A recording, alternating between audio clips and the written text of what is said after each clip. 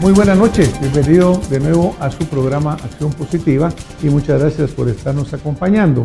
Estamos acá en esta lucha permanente por Guatemala, en la cual el único objetivo verdaderamente es contribuir a que usted, a través del conocimiento de lo que expresen las opiniones, comentarios, informaciones de nuestros invitados, usted pueda formarse su propio criterio. Aquí en Acción Positiva estamos convencidos de que el único camino que tenemos para superar la problemática actual de Guatemala está en usted, está en el ciudadano, en ese ciudadano que participe, que sea parte, que se involucre, que no mire pasivamente, sino que contribuya con todas sus capacidades a que este país que todos queremos tanto sea el país que todos deseamos ser para nosotros mismos, nuestros futuros ciudadanos guatemaltecos, para nuestros hijos, para nuestros nietos. Hay un problema que ha estado constantemente presente en los medios recientemente y en los últimos tiempos, y si nos vamos en los últimos años, y se refiere a esa enorme problemática que se presenta en el sistema penitenciario. Esto salta al estrellato cada cierto tiempo cuando vemos que se producen fugas espectaculares. El último fue el de la llamada patrona, el caso de la magistrada Stalin, que se pasea por el sistema penitenciario como que estuviera en su casa, por múltiples situaciones que verdaderamente demuestran lo mal que está este sistema. Y obviamente lo primero que nosotros saltamos a hacer es a criticar, pero yo creo que para que podamos criticar o para que podamos señalar con verdadero conocimiento, lo importante es hablar con personas a quienes le ha tocado enfrentar este reto. No es un reto fácil, no es tampoco agudo, sino que ha sido crónico, y por ello hoy nos permitimos invitar a Carlos Menocal, quien fue ministro de Gobernación, y ahora pues aceptó estar con nosotros. Le damos la bienvenida. Carlos, bienvenido a su programa Acción Positiva. Doctor, buenas noches, muchas gracias por la invitación. Yo creo que es importante que la ciudadanía y la opinión pública entienda, digamos, las causas y las estructuras de los problemas, y no digamos en el sistema penitenciario, que es un problema históricamente arrastrado por parte del Estado de Guatemala. Cuando usted estuvo en el Ministerio de Gobernación, le tocó esa enorme responsabilidad. De aquel tiempo para acá, siempre han habido problemas. Yo creo que estos se han perpetuado y se han aumentado, pero ¿qué diferencias ve usted o cómo ve la situación actual comparado con unos años atrás? Bueno, siempre se ha dicho que el sistema penitenciario está en constante crisis, que es una estructura al borde del colapso. Siempre se ha dicho que es como la cenicienta del Estado de Guatemala. De hace 5 o 6 años a la fecha, hay dos cosas fundamentales que sí ya están a la estructura del borde del colapso. Uno es la sobrepoblación de privados de libertad. En el año 2010 había más o menos 9,000 privados de libertad. Ahora hay alrededor de 22, 23 mil privados de libertad en general. Esto provoca un hacinamiento serio, provoca que la débil estructura de las prisiones sea básicamente colapsada muy pronto.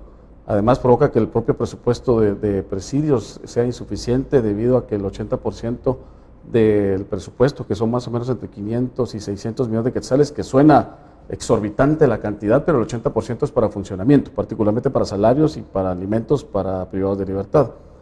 El escenario a futuro, inmediato, si no se logra tener una agenda, un compromiso, un proyecto y un desarrollo de infraestructura penitenciaria, es que esto se escape de las manos y que historias recurrentes como la de la señora Lembus, que es la patrona, o como la magistrada Blanca Stalin, o como los privilegios, o como los asesinatos y hechos delictivos que se cometen desde las prisiones, se conviertan en hechos cotidianos, y en hechos cotidianos que vayan creciendo en el mediano plazo.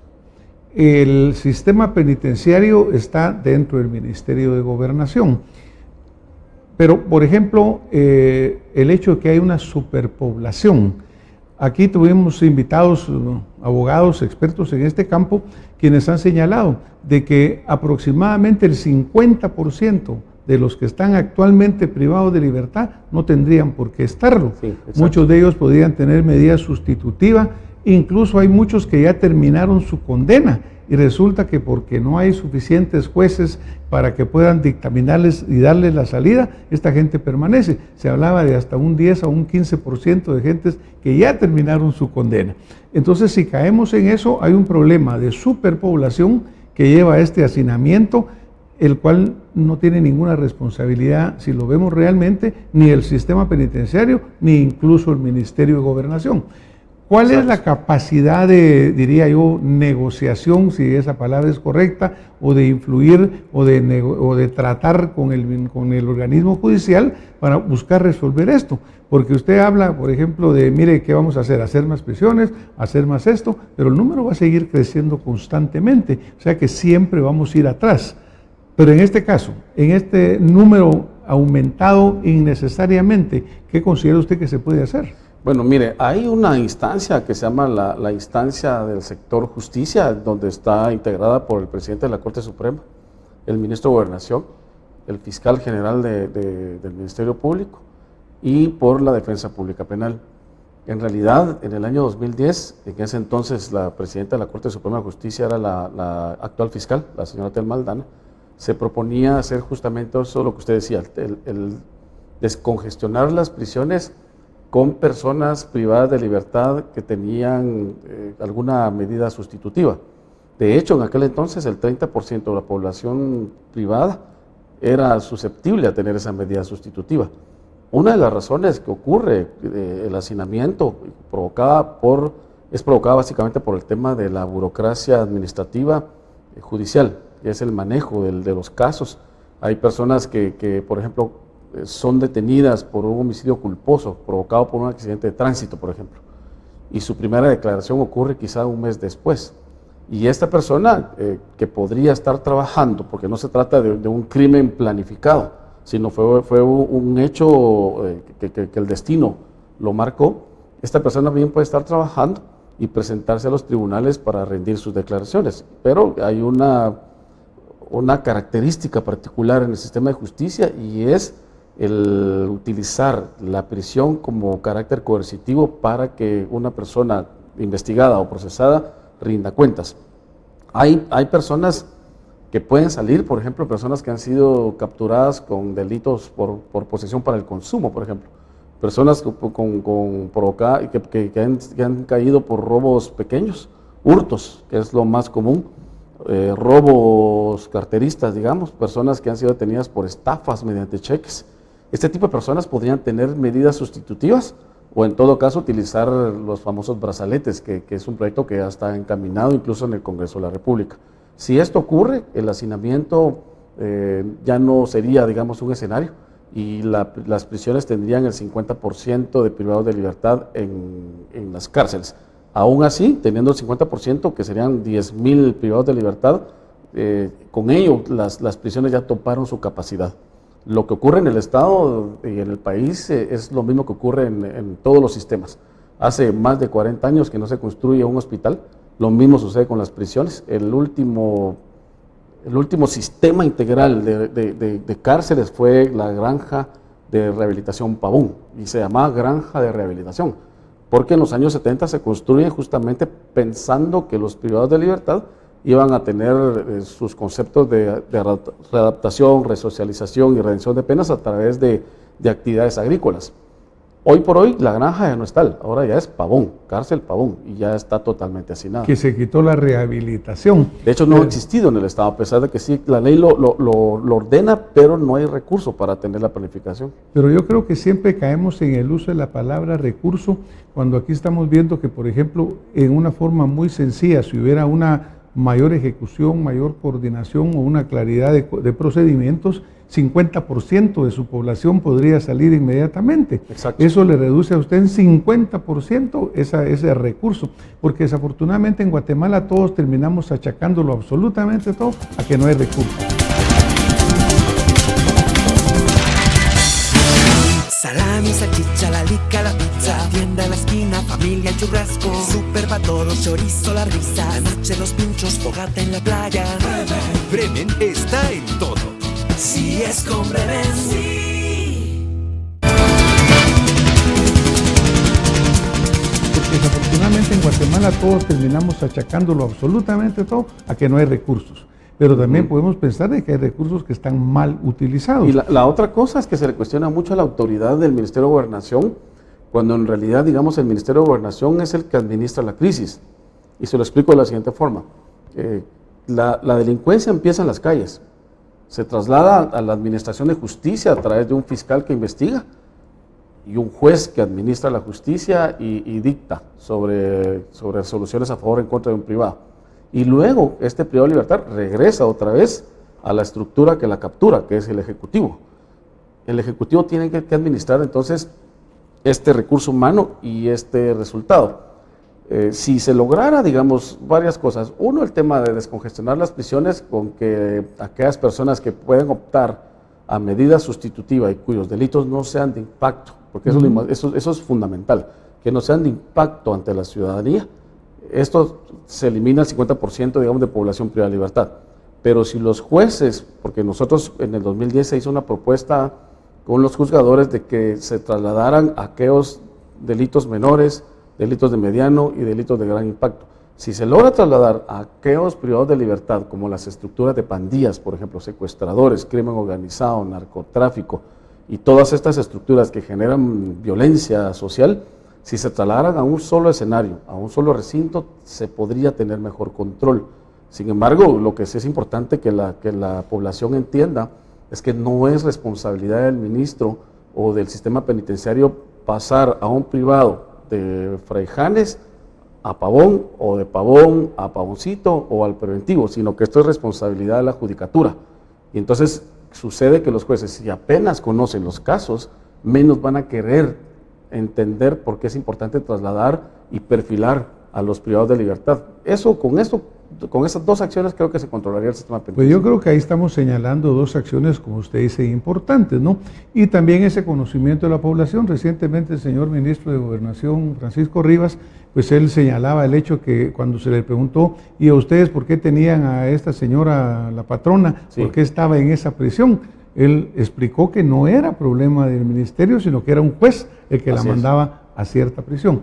Ahora, obviamente, volviendo a hablar de los recursos y volviendo a hablar de los conceptos fundamentales, Carlos, porque hay países, obviamente, muy diferentes de nosotros, condiciones totalmente diferentes, historias diferentes, pero hay países en los cuales han cerrado las cárceles. Por ejemplo, Noruega, Suecia, Dinamarca, Finlandia han cerrado las cárceles.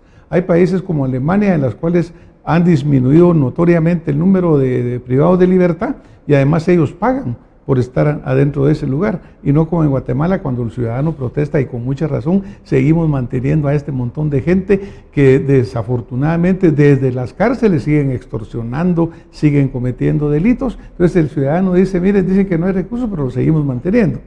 Entonces, también no cree usted que es importante el concepto de que no pensemos solo en construir más cárceles, sino que a lo mejor el concepto, hagamos más escuelas, seamos más preventivos, porque mientras sigamos con esta cultura que tenemos actualmente, nunca va a tener espacio usted en las cárceles. Yo le agregaría, digamos, un dato fundamental, doctor, y es el hecho que país que combate la inequidad, país que aporta a la generación de oportunidades, país que fortalece su educación, su salud, su recreación, su cultura, y que le da, extiende ese brazo solidario del Estado hacia los jóvenes y les brinda oportunidades de crecimiento, es el país que tiene resultados positivos en materia de incidencia criminal, porque está comprobado que la inequidad, la marginación, la exclusión y la falta de oportunidades son las que generan la violencia. Y con ello no quiero decir la pobreza, no quiero estigmatizar ni criminalizar a la pobreza, es la inequidad, es el combate a la falta de oportunidades y el acceso al desarrollo humano. Si de manera integral se logra abordar la lógica del Estado, pensando que el ser humano es el centro de toda gestión pública y este ser humano debe tener un desarrollo humano, en términos generacionales habrá una generación intermedia entre esta delictiva y otra que tiene esperanzas de crecimiento, y es altamente probable que Guatemala bajaría sus índices, sus indicadores criminales. Entonces el tema, usted tiene toda la razón, no solo se trata de ladrones y policías, no solo se trata de más cárceles, sino se trata, como bien lo explicaba en su momento Gandhi, el propio presidente Mujica, en invertir en educación y pensar en la juventud. ¿Qué pasa en este momento con los escenarios reales? Y es donde yo cuestiono, digamos, el tema de la pena de muerte. Uno, si usted ve, 60% de la población guatemalteca es menor de 25 años. Sin embargo, cuando uno analiza el sistema educativo, el 70% de niños menores de 7 años llega a esa edad sin saber leer ni escribir. La cobertura de educación primaria, lejos de mejorar, ha bajado. Antes se tenía un 98% de cobertura, ahora hay 85% de cobertura. Y cuando uno pasa al escenario de la juventud en los básicos, la cobertura es de 23% y en el diversificado es casi lo mismo. La población económicamente activa es la gran mayoría de jóvenes, que son 4.5 millones menores de 25 años, y el 80% está en el sector informal. Y el otro buen porcentaje vive en condiciones de pobreza. Guatemala ha crecido en los últimos 10 años 9 puntos en su pobreza, de 51 pasamos a 59% de pobreza, y en las áreas indígenas es peor. ¿Qué significa esto? Que el Estado ha sido incapaz de dar ese desarrollo humano y ha sido incapaz de articular esfuerzos con el sector privado para generar empleos. Y obviamente mientras sigamos con esta misma tónica, pues vamos a seguir llenando las cárceles. Totalmente, ahora, exactamente. Algo de lo que a la población en general pues siempre llama la atención es esta existencia. Están las prisiones, usted hablaba de Pavón, por ejemplo, Centro de Rehabilitación, la Granja Canadá, la Granja allá en Quetzaltenango, Cantel, etcétera. Pero de repente surgen también los cuarteles militares, Matamoros, el Mariscal Zavala. Entonces resulta que muchos son enviados a estos cuarteles, de ahí se han fugado exactamente estas gentes, o ahí se han producido los escándalos últimos que hemos visto. ¿De dónde es que es función de un cuartel militar volverse una prisión? Bueno, en el 2010, en ese entonces el comisionado de la CICIG, el doctor Carlos Castresana, hizo una propuesta al gobierno del presidente Colom. Yo era ministro de Gobernación y la idea del doctor Castresana era el diseño de prisiones civiles en instalaciones militares para el resguardo de colaboradores eficaces.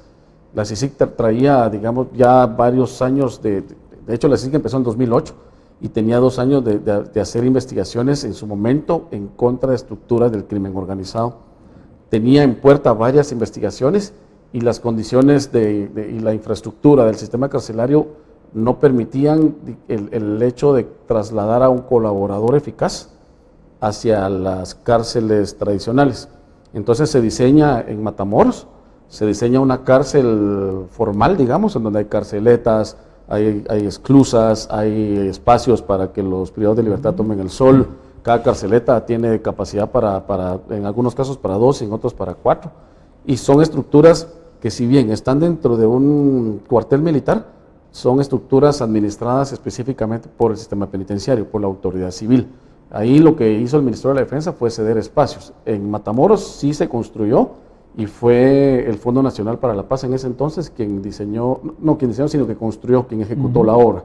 Y en Mariscal Zavala había una casa, yo no recuerdo exactamente casa, en los espacios militares siempre hay casas grandes, entonces ese espacio se utilizó para colaboradores eficaces. Con el correr del tiempo, al principio se tuvo colaboradores eficaces como los que participaron en el asesinato del abogado Rosenberg, los que participaron en el asesinato del cantautor Facundo Cabral. Recordará usted también que fue un gran impacto este asesinato. Tuvimos colaboradores eficaces de miembros de las pandillas que quisieron aportar al Estado para estar investigando todo el tema de asesinatos y extorsiones. Y tuvimos en 2 casos de expulsionarios del Ministerio de Gobernación del presidente Colom. Esos perfiles eran los ideales. El colaborador eficaz dentro de la ley contra la delincuencia organizada es aquella persona que sí pertenece a la estructura criminal, pero que no ha cometido hechos como asesinatos, por ejemplo, y que tampoco es el cabecilla de la estructura, pero que está tan metido en la estructura criminal que sí conoce la actividad delictiva y conoce a toda la estructura. Entonces esta persona, a cambio de cierta rebaja de las penas, colabora en la investigación, y evidentemente este perfil y a este personaje no se le puede meter dentro de una prisión con todos los privados. Entonces esos espacios estaban destinados para esto. ¿Qué pasó con el correr del tiempo? que la CICIG se metió a casos no solo de combate al crimen organizado, sino a casos de corrupción. Salami, salchicha, la lica, la pizza, tienda en la esquina, familia, el churrasco, super pa' todos, chorizo, la risa, la noche, los pinchos, fogata en la playa. Bremen está en todo. Si es con Bremen, sí.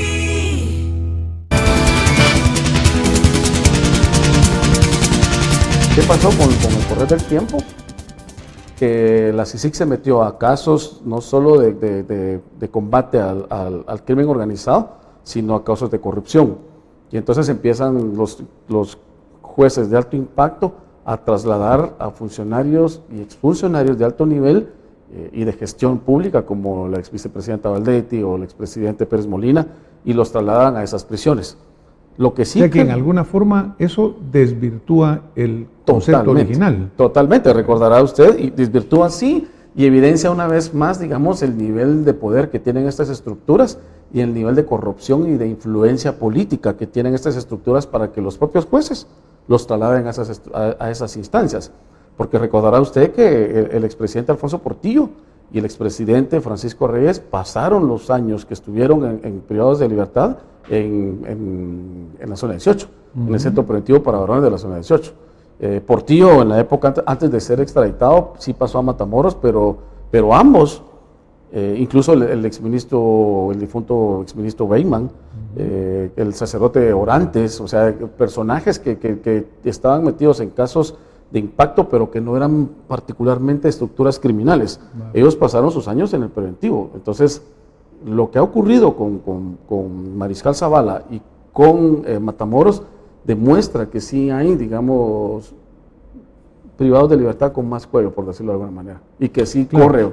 Y que obviamente eso, usted la última expresión que estaba diciendo ahí, corre, porque obviamente parte de lo que es terrible es esa extorsión que se denuncia constantemente. Hay medios, voy a mencionar al Peladero, en el cual muchos dicen que es bueno, otros dicen que es malo, otros dicen que es anónimo y por eso no es bueno, que es chisme.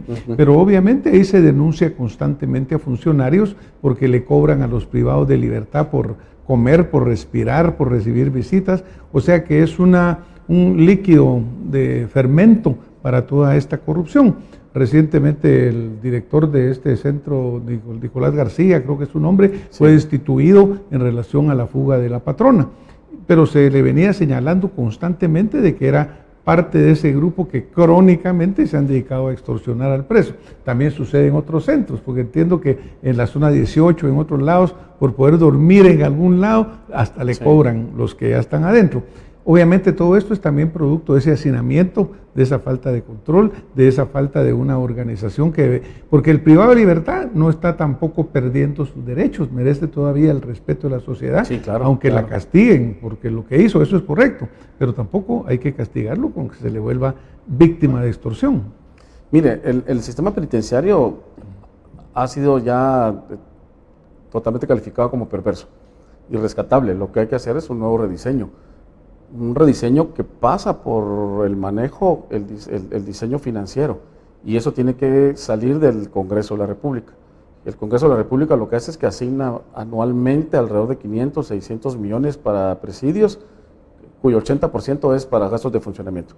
Si el Estado, si la clase política y si el sistema político no comprende que no solo hay que construir escuelas, el sistema educativo, salud, pero además sí hay que crear condiciones para cárceles de cara a lo que está ocurriendo ahorita, esto va a colapsar. Y lo que ocurre en presidios es que en este momento no hubo una investigación pronta sobre las acciones de las autoridades penitenciarias. Ejemplos muy claros de por qué es que hubo una especie como dejar pasar. El año pasado, en Fraijanes 1, se escaparon 4 pandilleros de la Mare 18. Y la denuncia y el conocimiento de que se escaparon ocurrió un mes después. Hoy, estos 4 pandilleros son los que están dirigiendo los ataques en contra de policías, en contra del transporte colectivo, y son los que han incrementado las extorsiones en contra del transporte público. En ese entonces, quien dirigía, digamos, y quien coordinaba Fraijanes 1 era un militar. ¿Qué ocurrió? Lo destituyeron y no lo investigaron. Luego ocurre lo de Stalin, luego ocurre lo de la señora Lemus, y al final no hubo investigaciones. Luego el señor Nicolás sale, digamos, por la puerta trasera y tampoco hay investigaciones, tampoco hay denuncias. Y entonces, o sea que es una permanencia de la impunidad. Es una permanencia de la Y yo impunidad. creo que eso es lo que verdaderamente pues a la población ya la tiene, diría yo, desesperada, Totalmente. cansada, harta de todo esto Así que es, está eso sucediendo, porque no podemos seguir permitiendo que eso se dé. ¿Ve usted una salida a este túnel? Yo lo que creo en este espacio es que hay que abordarlo de distintos focos. Uno es seguir impulsando las reformas constitucionales al sector justicia, que lo que propone la reforma constitucional es que de verdad se tenga una carrera judicial transparente, como puede ocurrir en el Banco de Guatemala, por ejemplo. Ahí sí hay carrera, en la Superintendencia de Bancos, por ejemplo. La idea es que se pueda tener esa carrera y que las personas idóneas, con los mejores perfiles, lleguen a ser jueces y magistrados. Dos, que el Estado de Guatemala y la clase política empiece la discusión por un acuerdo nacional, un acuerdo que no solo incluya el tema de seguridad y justicia, sino que incluya el tema de educación y salud y de desarrollo humano. Una agenda mínima de país creo que sería como ideal para que políticos, empresarios, el sector económico, el sector financiero y todos aquellos sectores que inciden, influyen y tienen relación con el desarrollo, entonces se comprometan a un marco conceptual de trabajo para trasladarlo hacia un candidato, hacia compromisos de Estado. Claro, muy fácil de decirlo. Yo creo que el marco teórico lo vemos relativamente sencillo si solo analizamos el marco teórico. Claro. Como usted sabe, la reforma constitucional pues ha venido siendo parte de un debate cada vez más creciente, porque pues hay sectores que también están preocupados porque la corrupción que ahora aparentemente se genera de estas comisiones de postulación del Congreso se traslade también al organismo judicial y que pues ahí tengamos también un superpoder que se autoperpetúe, se autoalimente y caigamos exactamente lo mismo. Yo sí creo que lo que sí es clave en esto es esta parte de lo que usted menciona, que tenemos que llegar a verdaderos acuerdos nosotros como ciudadanos, como los diferentes sectores, en los cuales lo que busquemos es el privilegio de todos, porque ahorita lo que vemos es una constante polarización, cada quien defiende su interés, cada quien sigue pensando como la derecha de hace siglos, como la izquierda de hace siglos, cuando el mundo es totalmente diferente.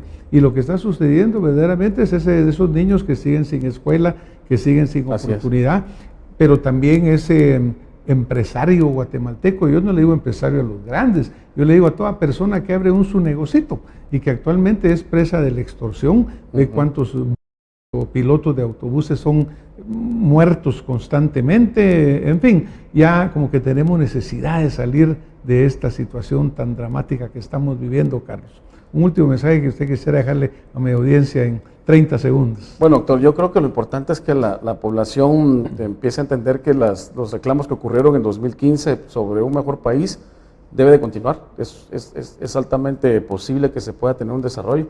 Se debe de continuar con una agenda común. Creo que el emprendimiento y que los jóvenes tengan oportunidades de desarrollo, de trabajo, de educación, salud y recreación y cultura debe ser como prioridad, porque al final somos un país muy joven a quienes hay que apostarle.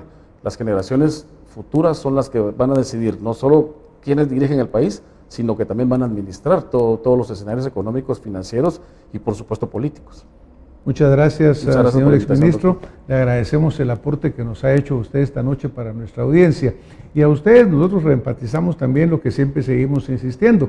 La pelota está del lado del ciudadano. La responsabilidad es nuestra. El gobierno no es más que un delegado que representa al pueblo, pero no es la autoridad. El soberano sigue siendo el pueblo de Guatemala. Así que sigamos luchando juntos, veamos cómo le encontramos soluciones, busquemos el bien común y el bienestar de todos.